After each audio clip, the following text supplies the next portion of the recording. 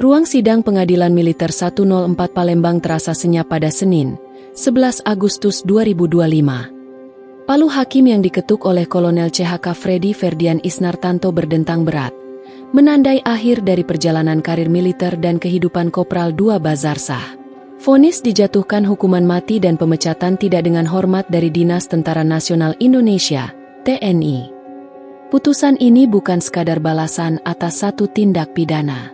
Ia adalah akumulasi dari serangkaian pengkhianatan yang dinilai majelis hakim telah merusak citra institusi, mengoyak sinergi antar aparat negara, dan menebar racun di tengah masyarakat yang seharusnya ia bina. Majelis hakim tidak menemukan satupun alasan untuk meringankan hukumannya. Nihil, begitu kata hakim. Sebaliknya, 3 aspek pemberat menjadi pilar utama yang menopang putusan maksimal tersebut. 1. Dosa pertama mengkhianati sumpah prajurit. Bagi seorang prajurit, sumpah dan tugas adalah segalanya. Negara mendidik dan melatih mereka untuk menjadi garda terdepan pertahanan dan kedaulatan NKRI. Namun, menurut majelis hakim, Kopda Bazarsah telah menginjak-injak tugas mulia itu. Terdakwa selaku seorang prajurit TNI telah dididik, dilatih, dan dipersiapkan oleh negara untuk mengemban tugas mulia, ujar Ketua Hakim Kolonel CHK Freddy Ferdian Isnartanto. Namun, amanah itu dikhianati. Alih-alih menjaga keamanan, Bazarsah justru menjadi otak di balik penyelenggaraan perjudian, menyalahgunakan senjata api ilegal, yang puncaknya berujung pada hilangnya nyawa 3 orang anggota Polri dari Polres Wekanan dan Polsek Negara Batin. Perbuatannya dinilai menjadi pukulan telak bagi hubungan antar institusi. Di saat soliditas aparat negara menjadi kunci stabilitas, tindakan Bazarsah justru menciptakan luka dan ketidakpercayaan. 2. Dosa kedua teladan yang menjadi biang kerok. Sebagai seorang bintara pembina desa, Babinsa, Kopda Bazarsah seharusnya menjadi panutan, mata, dan telinga terdepan TNI di lingkungan masyarakat. Tugasnya adalah membina warga, menjadi contoh disiplin, dan menciptakan rasa aman. Kenyataannya, ia melakukan hal yang sebaliknya. Majelis hakim menyoroti bagaimana Bazarsah secara aktif dan terang-terangan menyuburkan praktik perjudian. Ia tidak hanya terlibat, tetapi juga mempromosikannya melalui media sosial. Ironisnya, keberadaannya sebagai anggota TNI aktif justru menjadi jaminan keamanan bagi para penjudi. Mereka merasa terlindungi oleh seragam yang seharusnya memberantas penyakit masyarakat tersebut. Catatan kriminalnya pun tak bersih.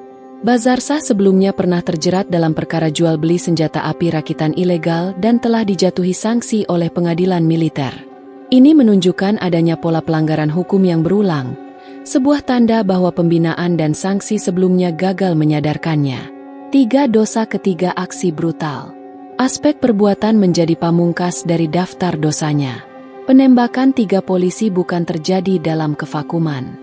Itu adalah puncak dari serangkaian pelanggaran lain. Amunisi tajam yang ia gunakan untuk menghabisi nyawa para korban tidak hanya berasal dari rekannya, Kopda Zeni Erwanta, tetapi juga diperoleh dengan cara licik.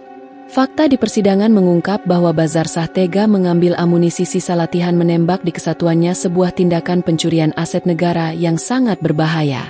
Tak berhenti di situ, saat rumahnya digeledah oleh penyidik Denpom 23 Lampung, ditemukan lebih banyak lagi munisi tajam ilegal yang ia simpan.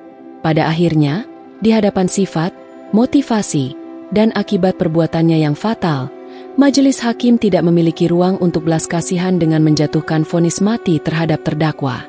Ajukan banding. Usai dijatuhi hukuman mati dan dipecat dari dinas militer, Kopda Bazarsah kini menggantungkan nasibnya pada upaya banding. Tim penasihat hukum Kopda Bazarsah yang dipimpin oleh Kolonel CHK Amir Welong SH mengumumkan rencana pengajuan banding tersebut. Mereka memiliki waktu 8 hari, hingga 19 Agustus 2025, untuk menyusun dan melayangkan materi banding ke Pengadilan Tinggi Militer Medan, Sumatera Utara. Pengadilan Militer Tinggi berfungsi sebagai pengadilan tingkat banding untuk perkara-perkara pidana yang sebelumnya diputus di tingkat pengadilan militer. Artinya, jika seseorang tidak puas dengan putusan pengadilan militer, mereka bisa mengajukan banding ke Pengadilan Militer Tinggi. Jadi, dalam kasus Kopda Bazarsah, Pengajuan bandingnya akan diperiksa oleh Pengadilan Tinggi Militer Medan karena putusan awalnya dijatuhkan oleh Pengadilan Militer di Palembang, yang berada dalam yurisdiksi Pengadilan Tinggi Militer 1 Medan. Ia juga menambahkan bahwa timnya berkeyakinan dakwaan pasal 340 KUHP tentang pembunuhan berencana tidak terbukti secara kuat.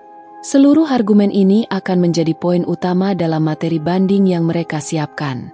Di sisi lain, Auditor Militer 105 Palembang menerima putusan tersebut.